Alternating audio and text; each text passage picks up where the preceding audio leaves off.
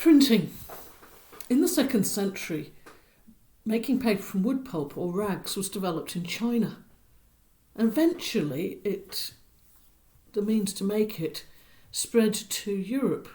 In the 13th century, it was available as a very much cheaper alternative to vellum. That was made from the careful preparation of animal skins. Printing using wood blocks had been in use since the 3rd century in China.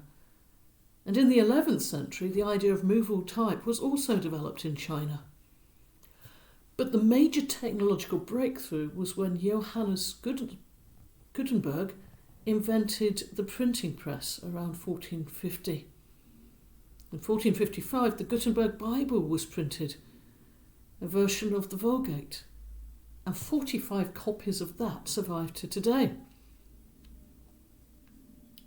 In far less time than a Bible could be copied out, hundreds of copies could be made.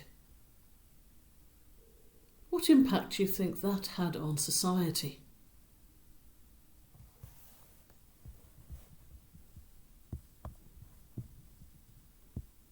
The Renaissance. The invention of printing meant that books could circulate more widely and more people could study them. The rise in state-funded universities meant that education was no longer so tightly controlled by the church. Together, these led to a desire to rediscover the thinking of the Greek and the Roman era, after what had felt like a decline in scholarship during the previous centuries, which were in the 15th century dubbed the Middle Ages. And this movement began in Italy, and in particular in Florence. In the 14th century, a renewed interest in Latin literature was led by Petrarch, an Italian scholar. He rediscovered Cicero's letters and promoted a study of the humanitas, or humanities. And from this came the term humanism, and this is the key philosophy of the movement. Cicero, who lived between 106 and 43 before Christ, used humanitas to describe how a person develops as a narrator. They should develop the virtues which would suit them for public service and their private life.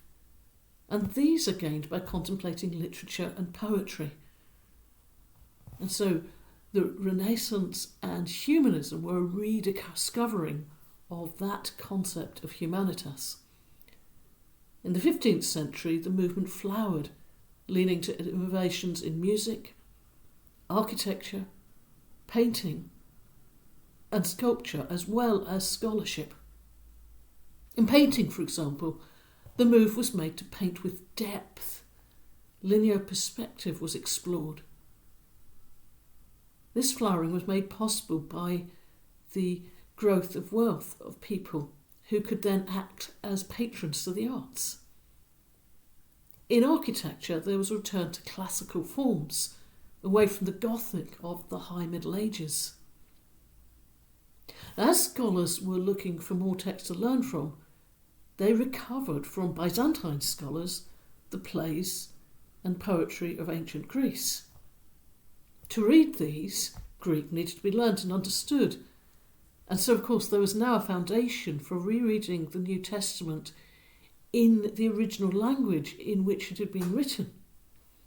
Erasmus, a Dutch scholar, produced a copy of the New Testament in the original Greek of 1514, with a translation, his translation rather than the Vulgate, of it into Latin alongside it. Theology of grace in the late medieval church. In the Vulgate, when the angel Gabriel comes to Mary, he says to her, in the Latin translation, "Hail Mary, full of grace." That translation fitted well with an idea of grace that had been built up during the late medieval church. Grace, in that mind, was something you could quantify. And so Mary was full of grace. Others of us might be less full of grace. But to be acceptable to God, we needed to be full of grace. How were you going to get from being someone with a bit of grace to being full of grace and therefore acceptable to God and able to go into heaven. You can see how this idea sits alongside that of purgatory. And so the church looked round at the things it was already doing, the things which were accepted as the means of grace. Now they become things whereby you can do them and your grace tank will fill up, if you will. So going to Holy Communion is not so much about your experience of prayer and personally coming close to God, or even about being part of a community which is being held together by the fact you're sharing common worship. The thinking becomes much more towards you as an individual topping up your grace tank. If, as you go to communion, you experience that moment where the bread and the wine become God, become Jesus, the second person of the Trinity, you are in the presence of God and you gain grace. It's not surprising that the idea of going to receive the bread, or at the very least just experience it being raised up as the body of Christ, became something you wanted to do as much as you could. And so for some, the idea of going to Mass daily, not just so that they could have an experience of God, but so that their grace tank could be filled up, grew. And what other ways could your own grace tank or those of others be filled up? You can see how this feeds back into the idea of indulgences. And then we come to the popes. The nature of the papacy and the experience of the papacy in this period, of course, led to some of the reflections about it and its role in the Church during the Reformation. We're going to look particularly at the Western Schism and the Renaissance papacy. Between 1378 and 1417, there was a major split in the Western Church. Before this,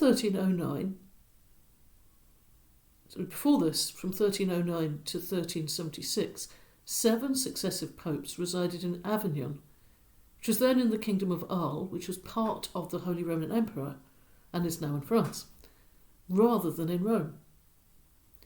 A deadlocked conclave with roughly equal numbers of Italian and French cardinals in 1305 was forced by the French King Philip IV to elect a Frenchman, Raymond Bertrand de Goth, as Pope, who became Clement V, and he refused to move to Rome. His coronation as Pope was held in Lyon, and in 1309 he moved the papal court to Avignon, which was then a papal enclave, but it was within area which was in the Kingdom of Arles. His justification was unrest in Rome. It would have been unsafe to go and live in Rome. What mattered was to be the Pope for the whole of the Church, not to be living in Rome. Now, this period is known as the Avignon Papacy, or by some the Babylonian captivity of the Pope, because during this period the popes, who were all French, submitted to the authority of the King of France, even though their court was not technically in France, it was in the Kingdom of Arles, and then within that, in this enclave, because the King of France was the most powerful person around. In 1376, Gregory IX decided to move his court to Rome. When he died in 1378, the Roman crowds demanded a Roman Pope. The Pope, after all, is the Bishop of Rome before he's anything else. The French cardinals, if you remember, a cardinal is someone who has a benefice in Rome. But those benefices are given to all sorts of people throughout the world, with other people actually doing the work. The French cardinals could not agree a French candidate. And so Bartolome Prignano was elected and took the name Urban VI. He was the last pope who was not himself a cardinal when elected. He immediately spoke out against the use of gifts and gratuities in the business of the curia, which is the papal court. He denounced cardinals who accepted annuities from secular rulers and took on several bishoprics for the income they provided. And so the French cardinals decided he was mad, so declared the election invalid, since that they'd been cowed by this Roman mob. They elected Robert of Geneva, who was the commander of the papal troops, as pope, and he took the title Clement VII, and he had his court in Avignon. And he persuaded the Duke of Anjou to march on the papal states around Rome to try and take control of them for him. Efforts to end the schism by diplomacy were tried by the French king, who tried to coerce the then Avignon Pope Benedict XIII to resign. Eventually, the cardinals called a meeting at Savona, to which both popes, which we had by then, Benedict XIII and Gregory VII, were called. Both withdrew. They lost the support of the cardinals, who now held a council at Pisa, and in 1409 declared both schismatic and elected Alexander V as pope. Now there were three popes. Well, three contenders for the role. Alexander V died in 1310, and he was succeeded by John XXIII. He called a council at Constance to resolve the matter, and he and Gregory XII agreed to resign. The council then excommunicated Benedict XIII and itself elected a new pope, Martin V. Now, while Aragon continued to recognise Benedict and his successor, the rest of Europe saw Martin V as the true pope. And when Benedict died, his successor gave up in 1429, finally resigned, finally ending the claims of the line of Avignon, which were quickly deemed to be anti-popes. You might have noticed in the middle there I spoke about John XXIII, and you might say, hang on a minute, wasn't John XXIII a 20th century pope? Indeed, but because John XXIII was gracious and humble, he called that council, he resigned, and accepted that in effect he'd never been pope, and so the number was still available. The Roman line of popes continued, elected by the College of Cardinals, and these included nephews of the current pope and representatives of powerful families of Europe. The papal states came to be very much like a nation state, and the popes took part in the politics of the time, through war and diplomacy. They also grew wealthy, for as well as the income of their papal states, there were church taxes, and from the time of Leo X, who was from 1513 to 1521, the selling of ecclesiastical offices was expanded, and so was the selling of indulgences. This income was used to fund the rebuilding of St. Peter's Basilica in Rome.